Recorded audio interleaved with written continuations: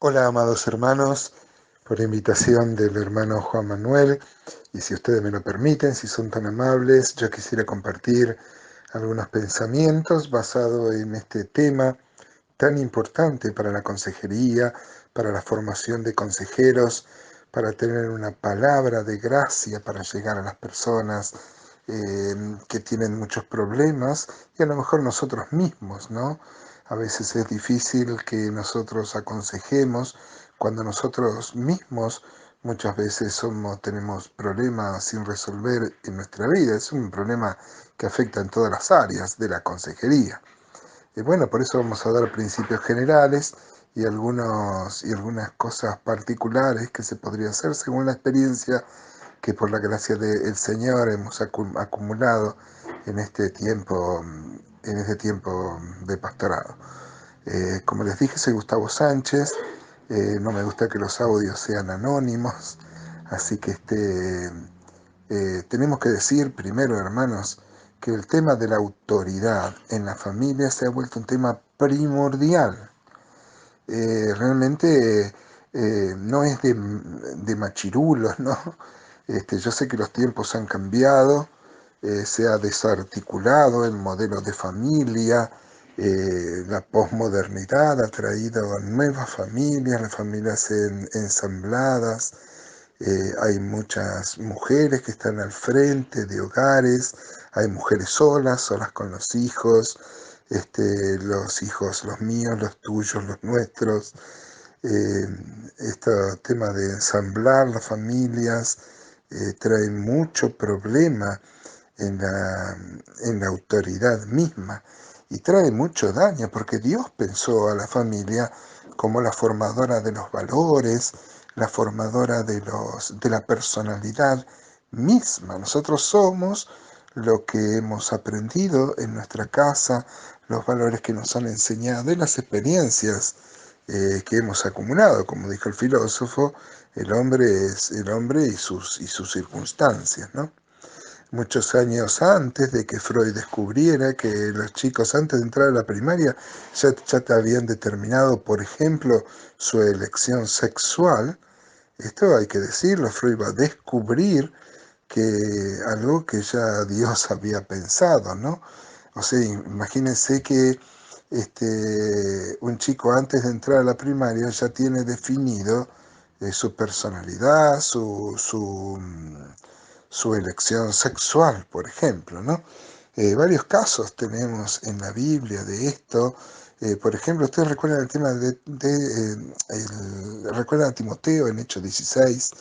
Hechos 16 habla muy bien de Timoteo, dice que tenían buen testimonio de los hermanos. Bueno, Timoteo va a salir a los 16 años a la obra misionera con el apóstol Pablo.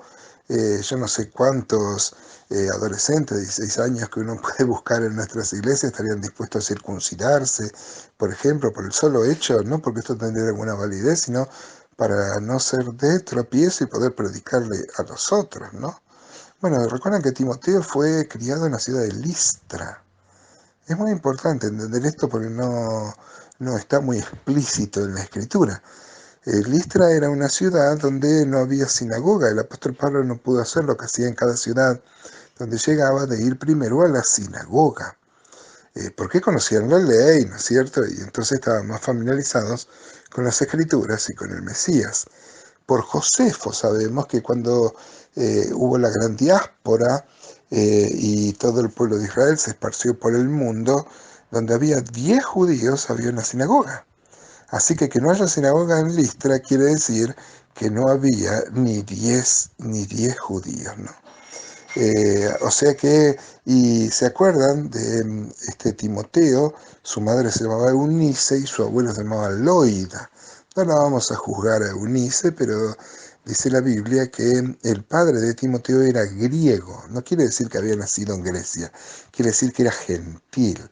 En los términos hoy diríamos el inconverso, y no vamos a juzgar los motivos que habrán llevado a la pobre Eunice a casarse con un hombre que no compartía la fe, pero es muy notable cómo en un contexto de Listra donde Timoteo no podía ir a la escuela dominical, ni a la sinagoga, ni a la instrucción de los judíos, y su padre, que no creía en estas cosas, sin embargo pudo formar un hombre como Timoteo, ¿no?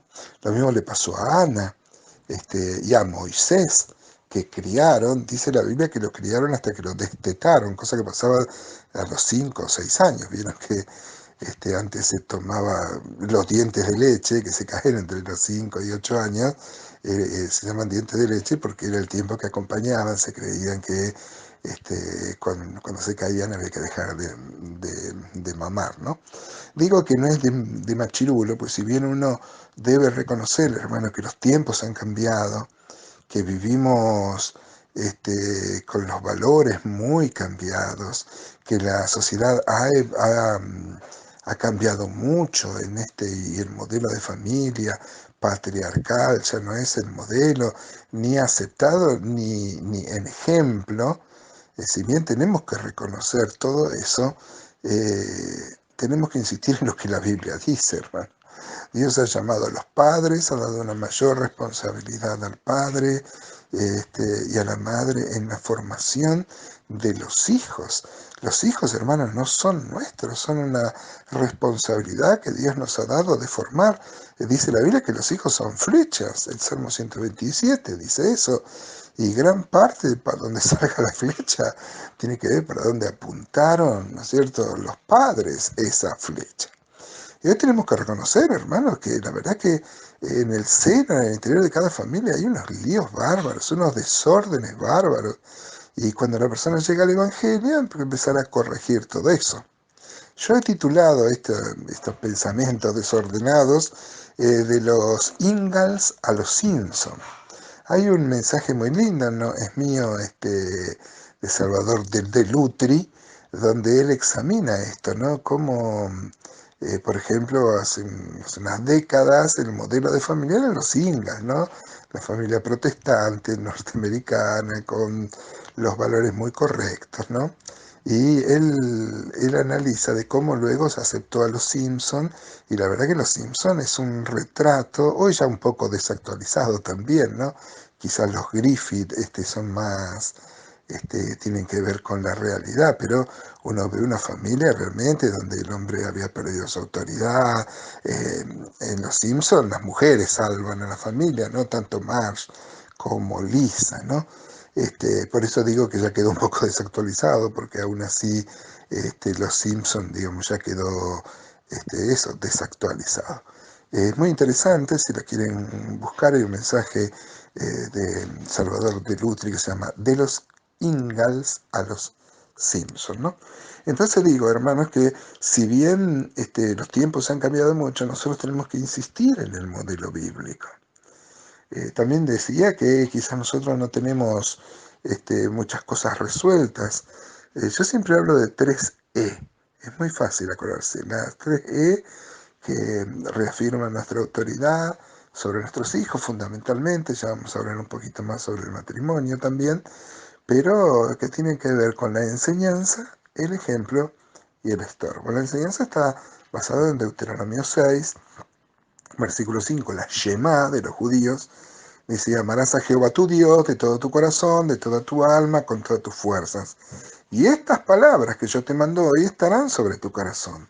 Y las repetirás a tus hijos y hablarás de ellas estando en tu casa, andando por el camino, al acostarte, y cuando te levantes, y las atarás como una señal en tu mano, y estarán como frontales entre tus ojos, y las escribirás en los postes de tu casa y en tus puertas. Fíjense cómo la enseñanza tiene que acompañar la cotidianidad de la vida, no es hijo mío, vamos a hacer el estudio bíblico. No, no, no, al acostarte, al levantarte, cuando vayas por el camino, aprovechar cada ocasión, hermanos, es responsabilidad de los padres de aprovechar cada ocasión para dejar un concepto bíblico.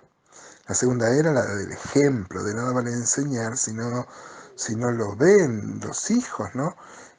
Proverbio 27 dice que camina en integridad el justo, sus hijos son dichosos detrás de él. La integridad es lo que más falta, y como la falta de integridad ha socavado la autoridad en muchas casas. Esto, hermano, tengo sobradas muestras, ejemplos de jóvenes que me hablan de que sus padres son una cosa en la iglesia y otra cosa en la casa. Eso es un daño tremendo a la fe, a la autoridad, y es un problema muy, pero muy serio y más común de lo que uno esperaría. Y el tercero es el estorbo. ¿Se acuerdan de Elí? Elí fue un sumo sacerdote, no lo vamos a juzgar, a lo mejor fue alguna vez espiritual, pero la verdad que estaba viejo y sus hijos eran desastrosos, violaban a las mujeres que venían a orar, era un descontrol bárbaro, ¿no? Qué bárbaro que en ese contexto Ana entregó a Samuel, ¿no? Como la madre de Moisés entregó a Moisés al sistema egipcio. Sin embargo, lo que aprendieron en esos años, como veíamos antes del destete, van a determinar el carácter de esos hombres, ¿no? Tanto de Samuel, digo, como de Moisés. Pero Eli, dice Dios, no le recrimina que sus hijos eran cualquiera, ¿no? Sino que no los había estorbado. O sea, una función del Padre es estorbar el camino, ¿no? Ahora, también tenemos que decir, hermanos, que esto muchas veces ha sido mal usado, la autoridad que debe tener el Padre, para transformarse en un autoritarismo. A lo mejor muchos de nuestros aconsejados también son víctimas de un autoritarismo. Por ejemplo, Proverbio 19:18 dice, castiga a tu hijo en tanto que hay esperanza, mas no se apresure tu alma para destruirlo. 23:13, bueno, Proverbio habla mucho de esto, ¿no? Dice, no rehuses corregir al muchacho, porque si lo castiga con vara no morirá. Lo castigarás con vara y librarás su alma del Seol. Una vez yo conocí a un hombre que decía, la Biblia dice que igual le tenés que dar con vara y no va a morir. Es una locura, podés estar con un palazo, podés matar a tu hijo, es una locura. Y si no lo matás físicamente, lo matás espiritualmente o lo matás anímicamente, ¿no?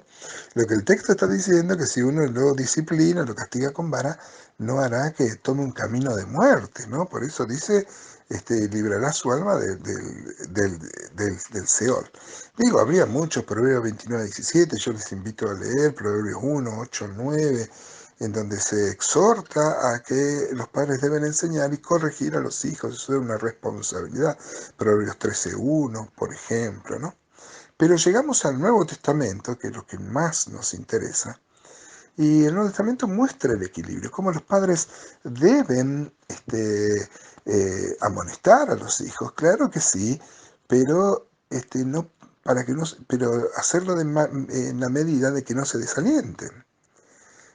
Colosenses 3, por ejemplo, del 18 al 21, dice, casadas, estad sujetas a vuestros maridos como conviene al Señor. Marido, amad a vuestras mujeres y no seáis ásperos con ellos. Hijos, obedeced a vuestros padres en todo, porque esto agrada al Señor. Padre, no exasperéis a vuestros hijos para que no se desalienten. Fíjese cómo le demanda a cada uno. No le dice, esposos, digan a su esposa que se sujeten. No es así, hermanos. Dice, esposas que se sujeten. Ahora, es muy difícil sujetarse a un hombre que lleva una doble vida, ¿no? Ustedes saben que la autoridad no es algo que se reclama, es algo que se inspira. No le dice al padre que le diga al hijo que obedezca, le dice al hijo que obedezca. Y el padre le dice que no lo exaspere, ¿no? Porque muchas veces una disciplina férrea, muchos padres que no querían perder su autoridad han transformado su casa en una cárcel, en un sistema dictatorial. Y acá encontramos el equilibrio, por supuesto. Dice que hay que criarlo en disciplina, amonestación, pero sin que desalienten. También está claro en Efesios 5, por ejemplo, fíjese que empieza diciendo el 21, someteos unos a otros en el temor de Dios. Para hablar de la sujeción, primero habla de la sujeción los unos con los otros, ¿no? Y dice, las casadas estén sujetos a su propio marido, ustedes conocen de memoria estos pasajes, ¿no? Como al Señor, porque el marido es cabeza de la mujer, así como Cristo es cabeza de la iglesia, la cual es su cuerpo y él es su Salvador. Esto ha sido muy mal usado durante mucho tiempo. Hermanos, Dios dio una mayor responsabilidad al hombre. Pero el hombre ni quiere estar bajo autoridad, ni quiere inspirar autoridad. Yo he visto, hermanos, que yo tengo un grupo de hombres en mi iglesia y enfrentamos este problema muy serio, el problema de que es más fácil ser gritón, imponerse por decreto, que inspirar la verdadera autoridad, ¿no? Miren, hermano, una mujer se sujeta si el hombre tiene autoridad. Pero es muy difícil también tener autoridad si la mujer no tiene el espíritu de sujetarse también, ¿no? Habría muchas cosas para hablar acá. Por eso dice, maridos, amad a vuestras mujeres como Cristo amó a la iglesia. El modelo del amor es el de Cristo, un amor sacrificial, un amor que no piensa en uno, que piensa en el otro, ¿no? Bueno, el 26 dice, bueno, ustedes conocen estos pasajes, dice el 28, así también los maridos deben amar a sus mujeres en todo, como a sus mismos cuerpos. El que ama a su mujer, a sí mismo se ama. Es muy importante esto del matrimonio, inspirar la autoridad del hombre y encontrar la anuencia, ¿no? La ayuda idónea de la mujer. Es muy difícil gobernar una casa con tener el enemigo dentro, ¿no? El enemigo íntimo, si la misma esposa. Y por eso este es el marco para que, para el 6, por ejemplo, de Efesios, hijos, obedeced al Señor a vuestros padres, porque esto es justo. Honra a tu padre y a tu madre, que es el primer mandamiento con promesa, para que te vaya bien y seas de larga vida sobre la tierra. Y vosotros, padres, no provoquéis a ira, parece ser un eco de no exasperéis, ¿no? Bueno, ambos textos lo escribió el apóstol Pablo, o lo dictó por lo menos. No provoquéis a ira. Miren qué claro, hermano. Yo he visto muchas veces que padres provocan a ira a sus hijos. Dice, y vosotros padres no provoquéis a ira a vuestros hijos, sino criadlos en disciplina y amonestación del Señor. Ahora bien, esto es el mandato bíblico. Pero nosotros, nuestros aconsejados vienen de familias ensambladas y es muy difícil. Tenemos que decir, hermanos, que estamos ante un tema muy difícil de corregir, pero no es imposible, por supuesto. Tiene todo el poder si hay voluntad, si hay sujeción a su voluntad y a su palabra. Se puede hacer mucho, pero digamos, es muy difícil corregir una familia, hijos que ya están criados. Nosotros tenemos el caso de una hermana que quedó viuda y tiene su hijo drogadicto. Y es verdad, nosotros decimos que ore, y ella ora, pero el chico no manifiesta. Es verdad que nosotros dijimos que las flechas, mucho de donde vayan, tienen que ver para donde los criaron los padres, pero los hijos también deciden de grande, y en este caso es muy difícil. Pero hay que orar y ayunar, y sobre todo, hermanos, en nuestro aconsejamiento, no se olviden de exhortar. La palabra exhortar ha sido muy mal interpretada y se creen que hay que dar palos, ¿no? Exhortar en griego es parakaleo, es ponerse al lado. Yo me imagino, tiene toda la idea de poner un brazo en el hombro. El consolador es el paracleto, ¿no? Así que, hermanos, si vamos a aconsejar, no se olviden nunca de alentar, de consolar.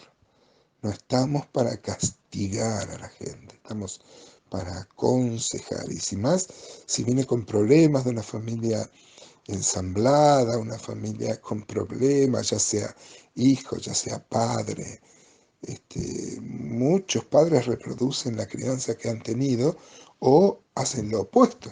Por ejemplo, si fueron muy duros con ellos cuando eran niñas, ellos también son extremadamente duros con sus hijos o no, o lo dejan sin ninguna disciplina por lo que sufrieron de niños, ¿no?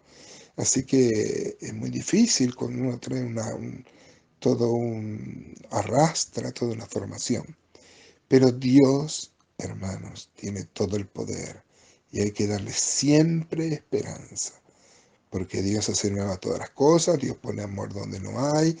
Nosotros hemos visto, hermanos, matrimonios restaurados, gracias a Dios, familias restauradas, gloria a Él tiene el poder y nosotros tenemos que ser voceros de su palabra y de su voluntad.